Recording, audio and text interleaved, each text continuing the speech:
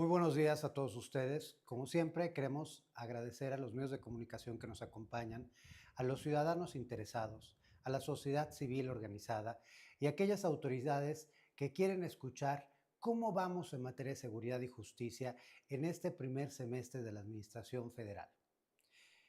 Desde hace ya 4 sexenios, el observatorio ha medido el comportamiento de los principales delitos, así como de las políticas públicas relacionadas con esta materia. Desde entonces, hemos señalado con puntualidad aquellas áreas de oportunidad que los gobiernos tienen y reconocido cuando hay resultados y avances importantes. El día de hoy queremos hacer un nuevo corte de caja para entender dónde vamos. Y en este caso en particular nos dimos a la tarea de hacer un análisis diferente al que hemos hecho en otros momentos, debido a que este es un sexenio que tiene una diferencia en términos de inicio y al final del sexenio también la tendremos respecto a sus antecesores. Hay que recordar que para hacer más breve el periodo de transición, el gobierno del presidente López fue de 70 y no de 72 meses. Eso desplaza el que este sexenio haya empezado el 1 de octubre y no el 1 de diciembre como acostumbraban los otros gobiernos federales. Es por ello que en esta ocasión nos dimos a la tarea de comparar tanto el periodo octubre, en el caso de octubre de 2024, marzo 2025, contra el mismo periodo del año anterior, contra el mismo periodo de hace 6 años y también con los primeros 6 meses de cada presidente, de manera tal de tener diferentes ópticas para analizar el agregado nacional. Luego nos dimos a la tarea de hacer una revisión de qué está pasando en las entidades y ahí sí nos abocamos a comparar estos 6 meses de la Administración Federal contra los 6 meses de los años anteriores. Nos dimos a la tarea de revisar las políticas de seguridad, de señalar cuáles son los focos de atención, de poner un énfasis en nuestra relación con Estados Unidos para finalmente dar recomendaciones. ¿Qué es lo que encontramos? Pues que en este primer semestre de arranque de esta administración tenemos 8 de los 18 delitos que analizamos con una tendencia a la alza. Y si bien es importante reconocer que hay una disminución del homicidio doloso en cuanto a la estadística pública oficial, nos preocupan dos delitos en particular: el aumento inexplicable de otros delitos que atentan contra la vida y la integridad personal y las desapariciones de personas. Y precisamente en el tema de desapariciones tenemos una preocupación muy significativa, dado el incremento enorme que hemos tenido, no solo con el año pasado, sino con los arranques de sexenio. Además, a pesar de los hallazgos importantes de fosas clandestinas, de campos de exterminio, parece que hay una ambivalencia relevante en términos de cómo el gobierno de la presidenta Sheinbaum se relaciona con este tema, con las víctimas del país y pues simple y sencillamente con las acciones que se deben llevar a cabo. Se identificó que sigue creciendo la extorsión. La extorsión es un delito que aumenta, que no hemos logrado frenar, que lleva ya aproximadamente una década en un incremento significativo. De la misma manera, pues algunos delitos que atentan contra el género principalmente, es decir, las violaciones sexuales y la violencia familiar, ha seguido creciendo. Y un aspecto que nos preocupa es que los marcos rectores de la política de seguridad parecen tener ciertas deficiencias, tanto en sesgos en los diagnósticos como las metas que proponen, que parecen ser muy insatisfactorias. Es importante reconocer que este gobierno sí cambió su estrategia, que hay una fuerte presencia del Estado federal combatiendo los delitos. No obstante, es importante señalar que no todos los delitos son delitos que tienen que ver con la federación, que los focos rojos están en lo local y que para esto se requiere una articulación mucho más importante de lo que estamos hoy encontrando. Hay algunas entidades que nos deben preocupar. Hay una en particular en donde debemos señalar un incremento importante de los delitos, que es Quintana Roo, y ahí en particular nos preocupa que hoy es una entidad que ocupa el primer lugar en materia de homicidio culposo. Sin embargo, la gran mayoría de estos son delitos no clasificados, es decir, no dependen de accidentes de tránsito, no nos dicen cómo fueron, y aquí se requiere una explicación porque puede dar espacio para la sospecha y para que pensemos que están ocultando en realidad los homicidios dolosos dentro de los culposos. Morelos es la entidad con el mayor problema de feminicidio del país. Sabemos que Sinaloa se encuentra en una situación crítica, particularmente por los delitos relacionados con arma de fuego. Y la Ciudad de México y el Estado de México concentran la mayor parte de robos que ocurren en el país. ¿Qué nos dice la incidencia delictiva? Entonces, si comparamos el primer semestre de la administración de la presidenta Sheinbaum contra el primer semestre de la administración del presidente López, lo que encontramos es una disminución importante del homicidio en casi el 22%, del feminicidio en casi el 27%, el homicidio culposo permanece invariado con una disminución del 0.35%, el secuestro presenta una disminución importante del 53%, aunque al arranque de esta administración vemos un incremento. La extorsión sí es el delito, como lo habíamos señalado, que ha crecido significativamente con un aumento del 26%, la trata de personas del 4%, hay una disminución de las lesiones dolosas en casi el 5%, y crecen de manera importante los delitos que atentan contra la vida en un 73.28% y aquellos que atentan contra la libertad en casi el 14%. Los robos aparentemente tuvieron todos una disminución, el robo con violencia, el robo de vehículo, casa habitación, a negocio, a transeúnte y en transporte público, las violaciones un aumento del 19%, la violencia familiar del 26% y el narcomenudeo creció en un 43%. Ahora, si comparamos el periodo octubre de 2018, marzo 2019 contra octubre del 2024 contra marzo del 2025, ahí encontramos que la disminución del homicidio es del 22%, del feminicidio del 28% y el homicidio culposo aquí ya lo vemos en un aumento. La extorsión aumenta, el secuestro siempre disminuye y los delitos que atentan contra la vida crecen en un 80%, mientras que los delitos que atentan contra la libertad en un 17%. El comportamiento se mantiene igual en términos de las disminuciones de los robos y sí aumenta la violación en un 26%, la violencia familiar en un 40% y el narcomenudeo en un 45%. Ahora, si comparamos este primer semestre de la Administración Federal contra el primer semestre del año pasado, o sea, es decir, el periodo octubre de 2023, marzo 2024, ahí encontramos que el homicidio tiene una disminución apenas del 2%, el feminicidio del 12%, el homicidio culposo permanece invariado con un aumento de apenas del 0.62%, el secuestro, que era esto que estábamos ya avisando, tiene un incremento de casi el 16%, la extorsión de casi el 10%, la trata de personas del 1.38%, las lesiones dolosas permanecen invariadas con un aumento del 0.20%, y los delitos que atentan contra la vida y la integridad disminuyen en casi un 4%, aquellos que tienen que ver que atentan contra la libertad de las personas en un 16%. Más tarde me referiré específicamente a estos dos delitos. ¿Por qué? Porque parece una buena noticia en particular que aumenten los registros que deberían ser y disminuyan los registros que no tienen una explicación, como son estos de otros delitos. Los robos todos siguen a la baja, la violación un aumento del 1.26%, y aquí ya si comparamos el año pasado con encontramos una disminución de la violencia familiar en un 3%, mientras que el narcomenudeo se mantiene en un incremento. Ahora, a nivel nacional, ¿qué pasó por delito? Lo que sabemos es que los delitos de letalidad fatal aparentemente van bajando, lo que nos dice la autoridad, nos habla de una disminución del 25%. Los datos no dicen exactamente eso. Los datos, como ya vimos, pues tienen un análisis diferente y lo que sí encontramos pues es que aparentemente la tendencia está a la baja después de haber alcanzado máximos históricos entre el sexenio, al final del sexenio del presidente Peña y durante el primer periodo de la administración del presidente López.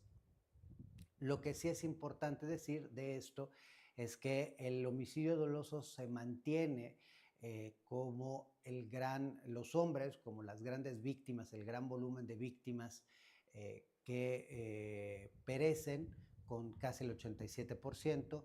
El homicidio doloso de mujeres es apenas el 8%, el homicidio doloso de género no identificado es del 3%, 2.7%, y los feminicidios del 2.5%.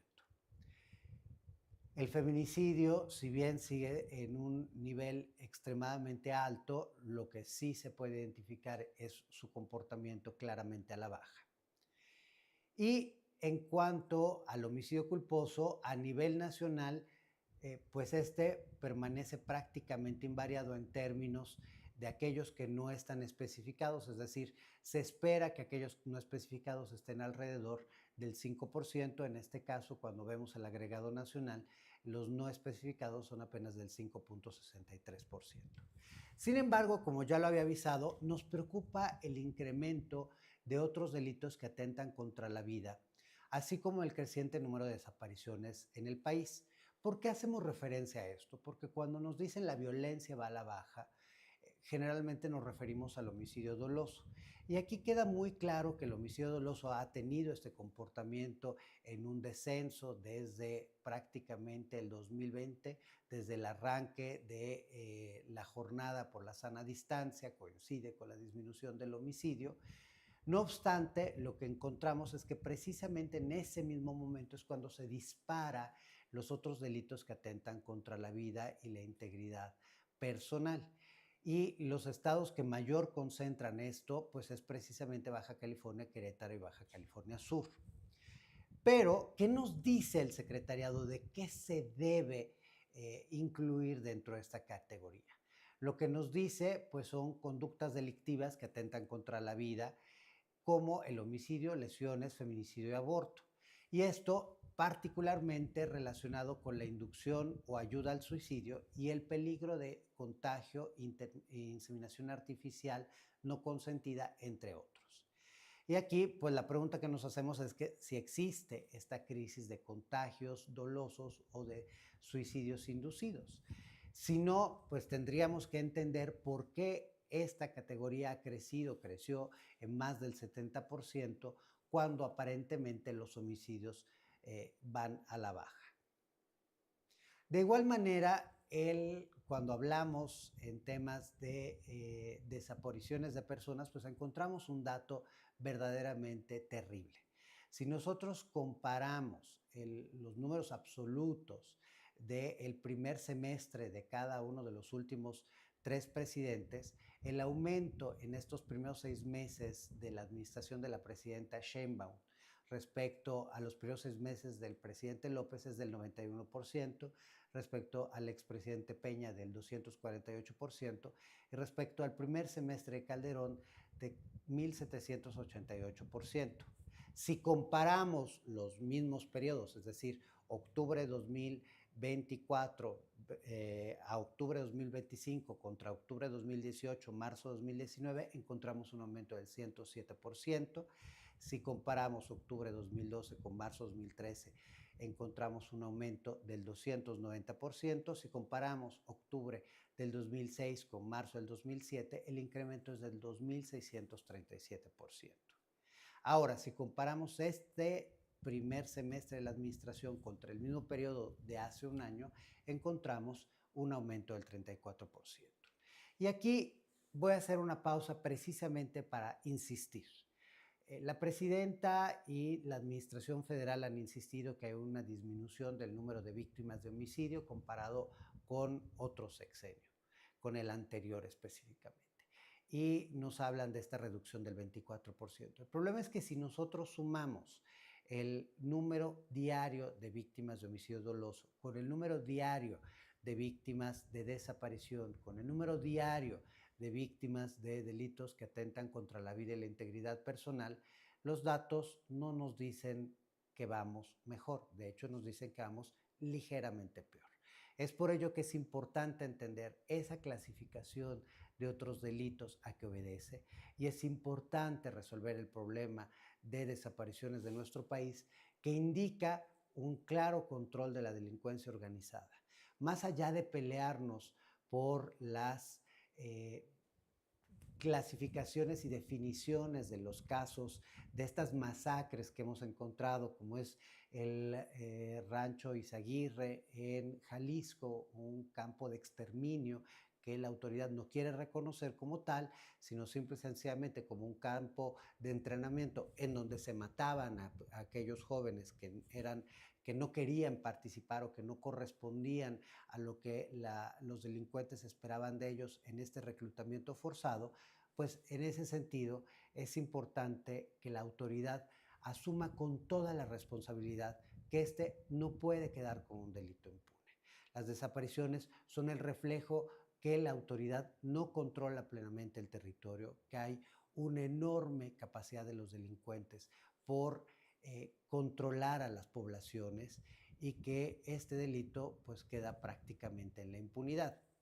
Pese a la actual crisis, pues la verdad es que la Estrategia Nacional de Seguridad planteó líneas de acción que consisten en búsqueda, pero pues con deficiencias en términos presupuestales y sin reconocer la deuda del Estado mexicano. Se ha negado en reiteradas ocasiones este problema y a pesar de los señalamientos internacionales, pues el Estado mexicano se ha dado la tarea de descalificar a la Organización de las Naciones Unidas, a la sociedad civil, a los colectivos de víctimas, en vez de asumir la responsabilidad. Otro aspecto importante es que muchas de las personas que se dedican a buscar a sus seres queridos también terminan asesinados o desaparecidos. Y esto de nuevo nos señala la cadena de deficiencias relacionadas con la acción del gobierno federal. Tras el caso Izaguirre se anunciaron 6 acciones, de las cuales sobresale que la mayoría pues ya estaban previstas en la Ley General en materia de desaparición de personas y el Sistema Nacional de Búsqueda. Hay una equívoca comprensión de las desapariciones al equipararlas al secuestro, que son delitos con naturalezas completamente diferentes. Y parece que tratan de subsanar el debilitamiento de la Comisión Nacional de Búsqueda y de la Comisión Ejecutiva de Atención a Víctimas, que se orquestó en la administración pasada, en donde se vulneró su capacidad, no solo recortando presupuesto, sino incluso maquillando cifras y modificando los registros oficiales de desaparecidos. Cuando analizamos los delitos que atentan contra la libertad de las personas, es importante hacer énfasis en 2 registros: el del secuestro como el de otros delitos que atentan contra la libertad individual. Pues es un delito que ha tenido episodios cíclicos en nuestro país. Recordemos las crisis que se verificaron en el sexenio de Zedillo, de Fox, de Calderón, de Peña, del presidente AMLO. En este momento, si bien el comportamiento todavía en términos generales se puede decir que sigue a la baja, hay un incremento que no se puede descalificar ni se puede dejar a un lado, sobre todo porque este es un delito que tiene un contagio muy profundo. Ahora, precisamente aquí también encontramos deficiencias en los registros, específicamente en el tema de otros delitos que atentan contra la libertad personal. Hay un caso que a nosotros nos llamó muchísimo la atención de hace 2 años en San Luis Potosí, en donde secuestran a un grupo de migrantes y los registros oficiales nunca aparecieron estas personas secuestradas. Tras una serie de solicitudes de transparencia al estado de San Luis Potosí, a Sinaloa, a Sonora, a Tamaulipas, pues encontramos que una parte muy significativa de los secuestros los están registrando en otros delitos que atentan contra la vida, contra la libertad. Y aquí una parte de ello se debe a que hoy a quienes están secuestrando con mayor frecuencia es a los migrantes. Y al no ver denuncias de las personas migrantes en nuestro país, de sus familias o de las mismas víctimas, se pierde una parte muy importante de estos registros. La baja que tanto nos han presumido, entonces no es en realidad una baja, sino un cambio en los registros y un cambio en el comportamiento del delito. La entidad en donde más se registran otros delitos que atentan contra la libertad es Quintana Roo, seguido de Sinaloa y de Hidalgo. Ahora, ¿qué pasó con los delitos que disparan la violencia y algunos que atentan contra el patrimonio? Pues encontramos, como ya lo hemos señalado, una evidente tendencia al alza en materia de extorsión, y esto a pesar de que la extorsión es un delito que mantiene un 99% de cifra negra y que pues tiene deficiencias importantes para permitir la denuncia de las personas.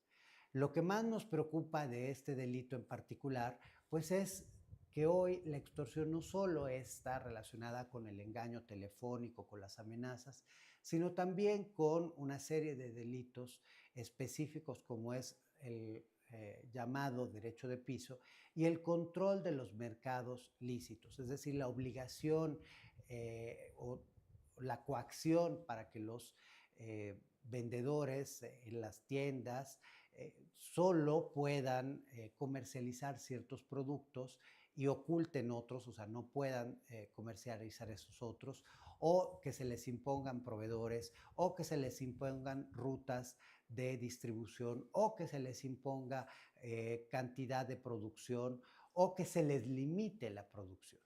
La extorsión presencial es un impuesto gravísimo que paga el sector productivo de nuestro país y que acaba afectando profundamente los bolsillos de los ciudadanos, que pone en riesgo muchísimas vidas. Una parte de las desapariciones y de la crisis de homicidios que tenemos en el país está relacionada con el comportamiento de la extorsión. Y otro aspecto que también debemos recordar y que es importante señalar es que en la medida en que hay extorsión presencial, podemos afirmar que hay un control territorial profundo de la delincuencia y se genera una serie de conductas delictivas que van desde el halconeo hasta la corrupción de autoridades. Sin la corrupción de autoridades, la extorsión no sucedería. El robo con violencia es un delito que ha mantenido una disminución sostenida desde el sexenio de Zedillo a la fecha, así como el robo de vehículos es el delito que más se ha sostenido a la baja en los últimos pues ya casi 30 años. En materia de delitos sexuales, nos preocupa ver el crecimiento tan sostenido que se ha tenido a partir del sexenio pasado y que mantiene una conducta a la alza en materia de violaciones sexuales.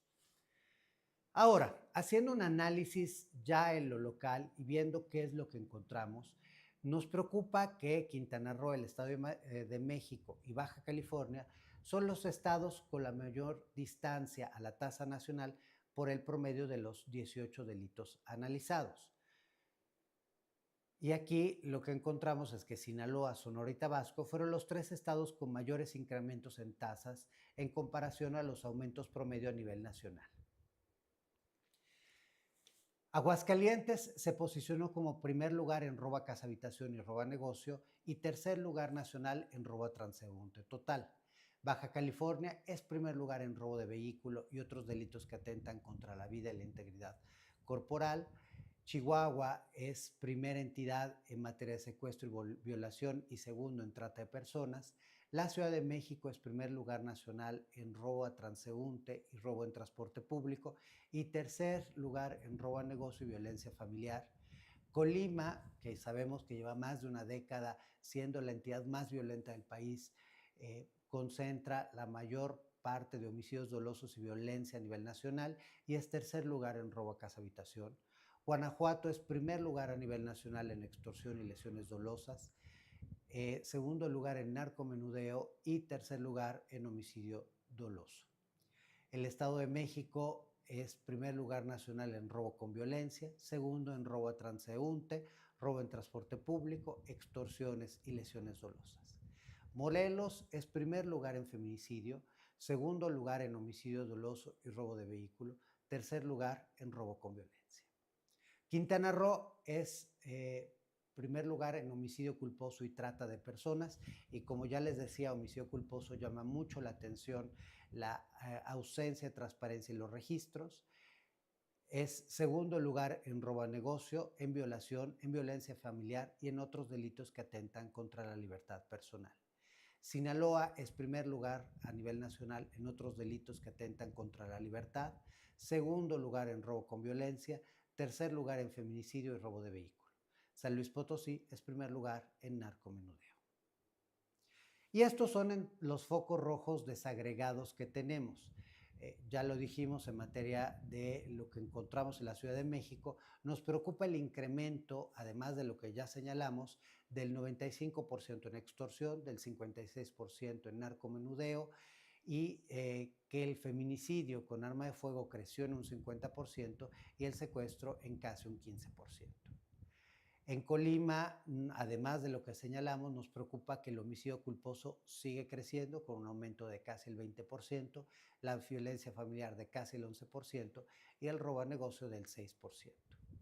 En el Estado de México encontramos que los feminicidios con arma de fuego crecieron en un 178%, la trata de personas en un 30% y los otros delitos que atentan contra la vida en un 5%. En Guanajuato encontramos un crecimiento de las personas, no se puede determinar, dado que antes se encontraba en ceros, pero tiene un incremento sustantivo, la extorsión en el 48% y el homicidio doloso en el 26%. Por lo que refiere a Morelos, encontramos un incremento del narcomenudeo en 108%, del homicidio culposo en el 52% y de la violación en el 17%.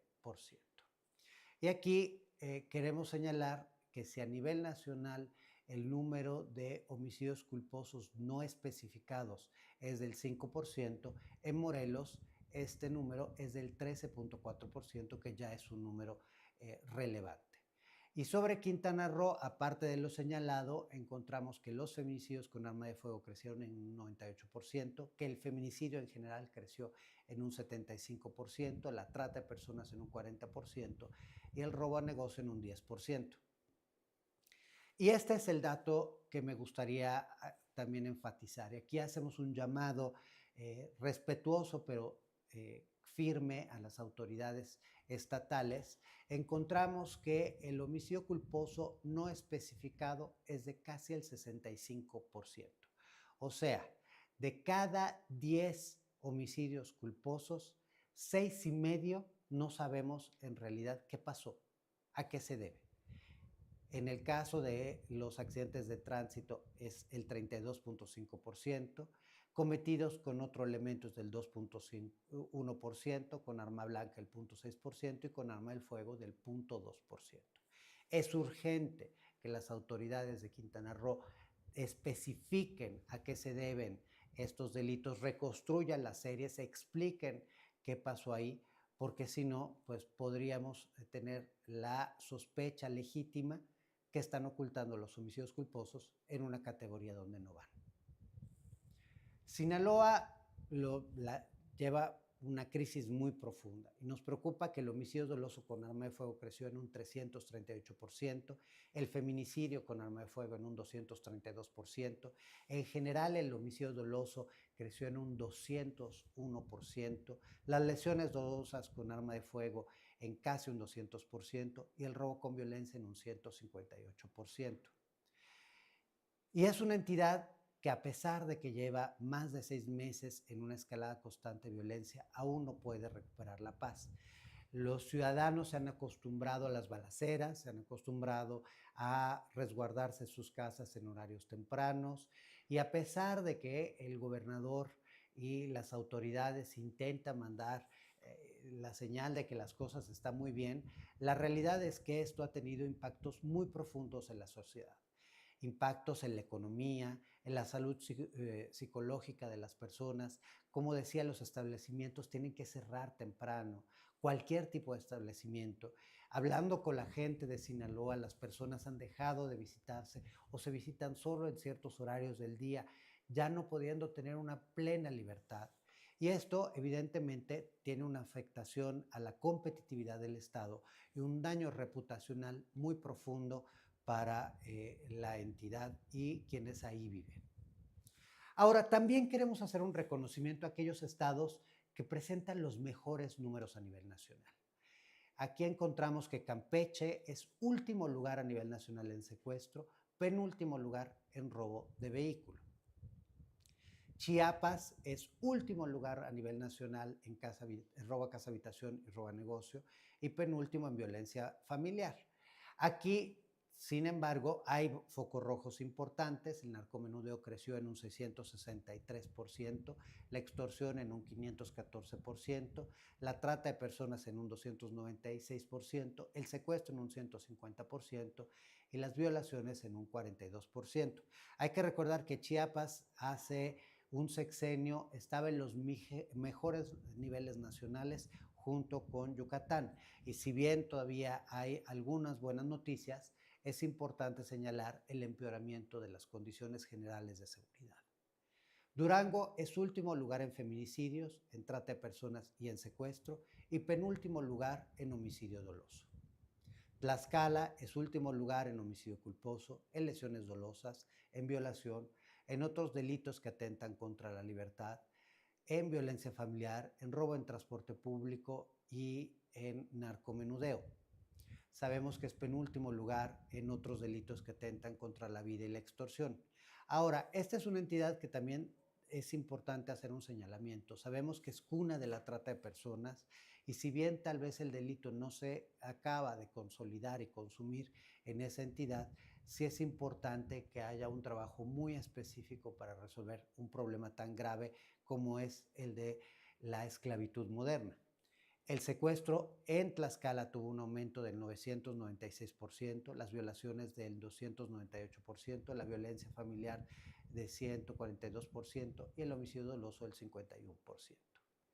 Y Yucatán, la entidad en donde pues, se tienen los mejores niveles de vida según varios indicadores nacionales e internacionales, es último lugar en homicidio doloso, en otros delitos que atentan contra la libertad, en trata de personas, en secuestro, en extorsión, en robo con violencia y en robo de vehículo. Es penúltimo lugar en feminicidio, en violaciones, en lesiones dolosas, en robo a casa de habitación y en robo a negocio. Sí es importante, aún así, señalar que hay algunos delitos que están creciendo y si bien Yucatán se mantiene en niveles envidiables de seguridad respecto al resto del país, hay que poner atención para que no se descomponga una de las pocas entidades que sí se encuentra en buenas condiciones de seguridad. Hace pocos días el Instituto Nacional de Estadística y Geografía presentó la Encuesta Nacional de Seguridad Urbana en donde se habla de percepción. Y si bien hay que decir que en los últimos 10 años la percepción de seguridad ha tenido una mejora significativa, sí vemos un repunte de la inseguridad, todavía no significativo, de septiembre del año pasado a la fecha. Lamentamos decir que si bien estamos con números mejores respecto a los de hace una década, en México, pues las condiciones de seguridad están absolutamente reprobadas. 6 de cada 10 mexicanos todavía se sienten inseguros.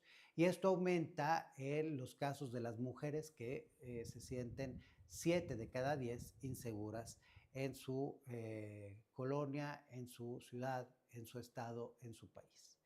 Las peores 5 ciudades con percepción de seguridad son Villahermosa, Tabasco, en donde pues 9 de cada 10 personas, casi 91 casi de 100 se sienten inseguras. Culiacán, donde el 89.7% de los ciudadanos se sienten inseguros. Fresnillo, en donde el 89.5% de los ciudadanos se siente inseguros. Uruapan, en donde el 88.7% se siente inseguro, e Irapuato, en donde el 88.4% se siente inseguro. Estamos hablando de 9 de cada 10 personas.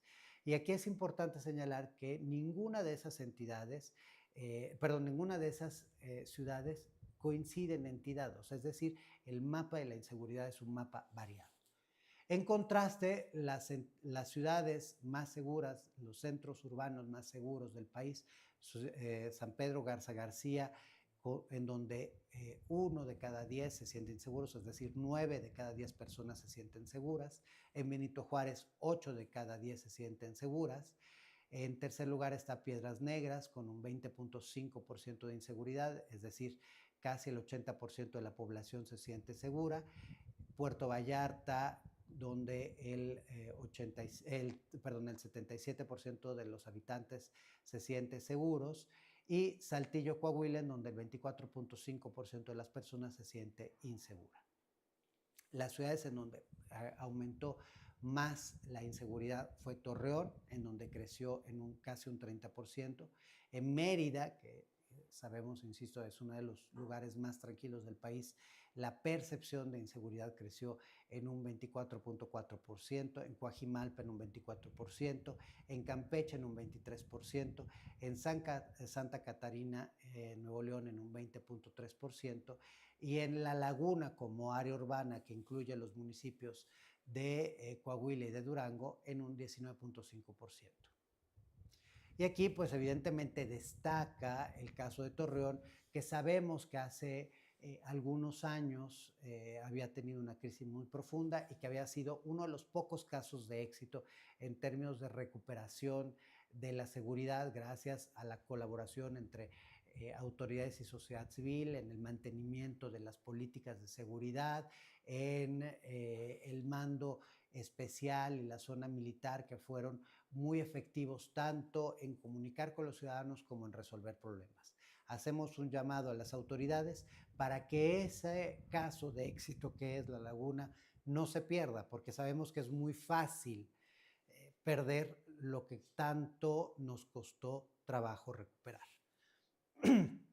Las 5 ciudades que más mejoraron su percepción de seguridad fueron Querétaro, con casi un 40%, Puerto Vallarta, con casi un 25%, Tuxtla Gutiérrez, con casi un 23%, Iztacalco, con casi un 15%, y Álvaro Obregón, con casi un 14%.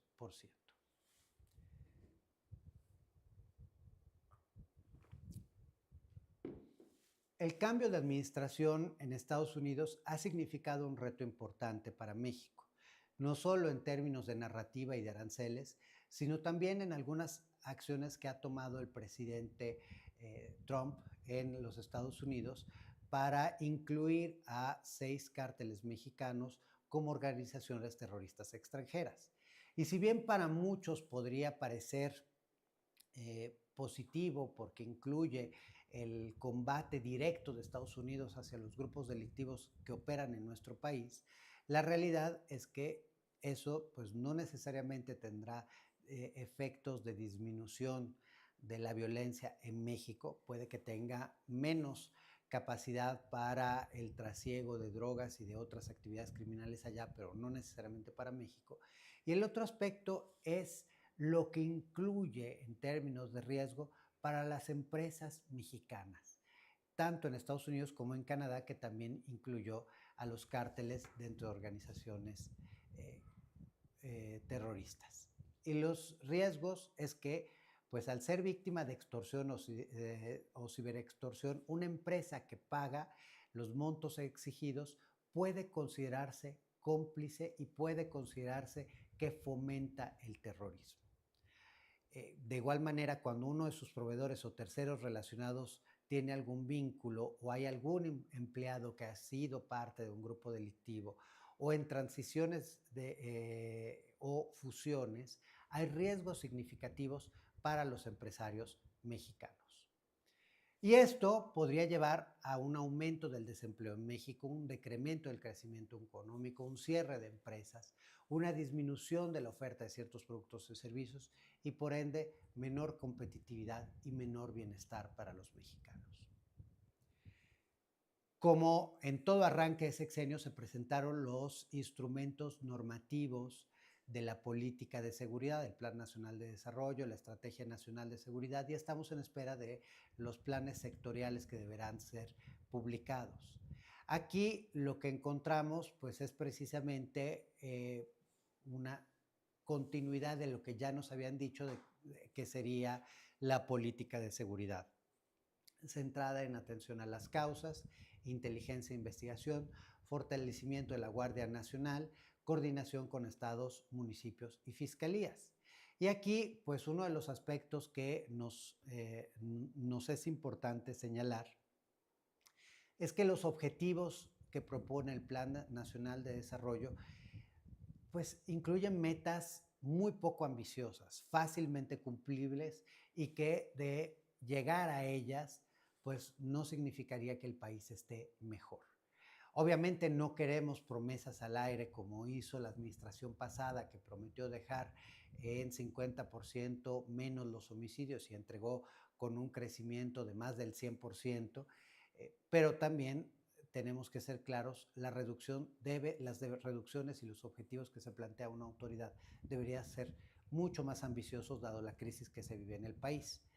Otro aspecto es que se toma como referencia la encuesta nacional de victimización y percepción de seguridad de las personas y pues no toma en cuenta algunos delitos importantes, como es el caso de los homicidios o de los secuestros. Eh, por ende, es importante señalar que el indicador que se toma no es tampoco el mejor indicador. Y por último, pues hay que decir que los diagnósticos pues siguen estando muy sesgados, particularmente cuando hablamos de los temas de atención a las causas. Se habla de distribuir o seguir distribuyendo dinero a ciertas poblaciones, a ciertos grupos sociales, sin que esto tenga una conexión directa y clara con programas de prevención del delito y dejando a un lado que el principal problema por el cual se cometen delitos en nuestro país y por lo cual los jóvenes deciden participar en el delito, y esto es algo que encontrarán en nuestra página porque nosotros lo hemos investigado en un estudio sobre reclutamiento de jóvenes por parte de la delincuencia, es la cercanía al delito. Es decir, en una comunidad violenta, en una comunidad en donde se cometen delitos impunes, la gente es más propensa a sumarse a la delincuencia. Y ese es el principal factor. Si se quiere atender las causas, lo que se tiene que hacer es reducir el delito, sancionar el delito.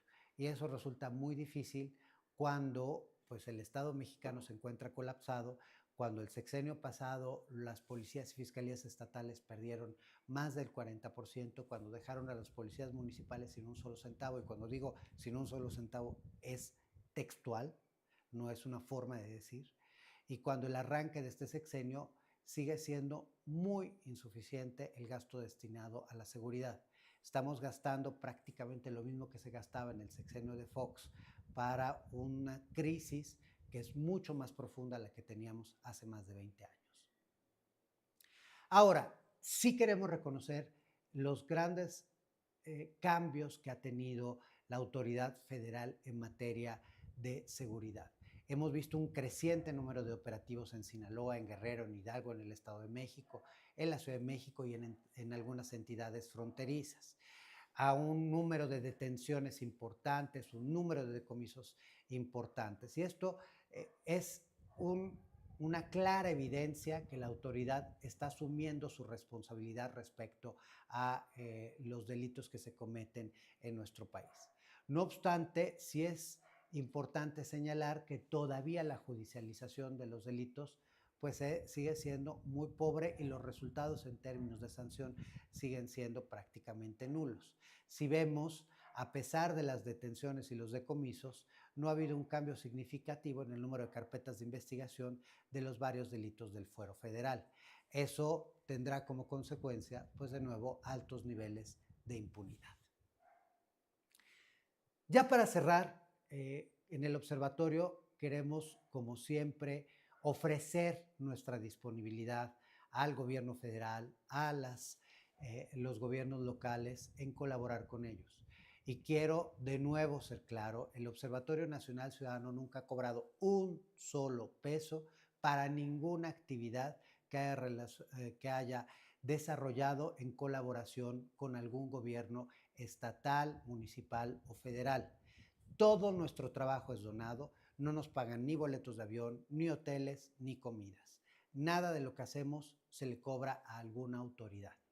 Por ello es importante que se reconozca la labor que hacemos tantas organizaciones civiles, organizaciones que hoy evidentemente estamos en una franca crisis. La sociedad civil mexicana se ha hecho más pequeña en términos de número de organizaciones civiles, pero también en términos de capacidad de colaborar con las autoridades, porque estas son autoridades que no se dejan observar, que no se dejan ayudar, que no se dejan criticar y que ponen a toda observación la descalificación o simple y sencillamente nos ignoran cuando como ciudadanos hacemos llamados concretos y puntuales a las deficiencias que subsisten en el país. Por ello, recomendamos que es importante mejorar los instrumentos normativos y antes de que se publiquen los planes específicos y sectoriales para la seguridad, pues que se cuente con diagnósticos mucho más rigurosos, con metas mucho más eh, satisfactorias una vez que se obtengan para la vida de los mexicanos. Se recomiendan mecanismos formales de colaboración con sociedad civil y los colectivos de víctimas. Uno de los aspectos que nos preocupa es el debilitamiento del Consejo Nacional de Seguridad Pública, que incluso en los decretos que mandó la presidenta para ser aprobados y que no han sido aprobados ni discutidos todavía, pues se ve al Consejo como un instrumento a través de diálogo muy empobrecido que se sonará solo una vez por año, que puede ser a distancia y en donde se ve diluido el rol de los diferentes actores, pero también de la sociedad civil. En congruencia con la estrategia 1.6.5 del Plan Nacional de Desarrollo, es vital fortalecer las medidas contra el lavado de dinero, alineándolas con los estándares internacionales más avanzados, dado que hasta que no le cerremos el flujo de dinero a los delincuentes e impidamos que laven dinero, que obtengan efectivo, no vamos a poder frenar su capacidad para corromper autoridades, para comprar armas, para comprar drogas, para dañar a los ciudadanos, para tener campos de exterminio o campos de reclutamiento, si así los queremos llamar. De igual forma, se debe reforzar la vigilancia y detección en fronteras. No son menores los delitos que ocurren precisamente a partir de esa debilidad en nuestras aduanas. Hay que recordar que los delitos no son islas, sino que cuando uno se comete, están en un contexto en donde se cometen varios. Ahí donde hay piratería de productos, hay contrabando, hay extorsión, hay trata de personas, hay venta de especies protegidas, hay narcotráfico, hay muerte. Es por eso que se debe atender lo que se contempla en la estrategia 1.6.5 del Plan Nacional de Desarrollo y es fundamental generar mejores condiciones de vigilancia en las aduanas. Por último, nada de esto se puede realizar si no le ponemos seriedad en términos de compromiso al asunto. Y eso significa quitar la politiquería de la discusión de política pública de seguridad, dejar a un lado las diferencias partidistas, dejar a un lado el concentrarnos en señalar a los estados de oposición y negar la crisis en los estados oficialistas. Es importante reconocer que el Estado mexicano vive una crisis, que México es indudablemente uno de los países más violentos del mundo, que las cosas no han mejorado significativamente, que los mexicanos vivimos con peligro y que si México no ha crecido y no se ha derramado el bienestar como debería ser, es en parte por ese control de la delincuencia. Aunado al dejar a un lado el discurso y la politiquería, necesitamos ver lo que en administración pública se conoce como una máxima. El amor se ve en el presupuesto. Y el amor por la seguridad no ha estado, por lo menos en las últimas 3 administraciones, incluida la actual. Tuvimos un crecimiento importante del gasto en seguridad del sexenio de Fox al de Calderón y aún así era muy insuficiente y muy mal gastado.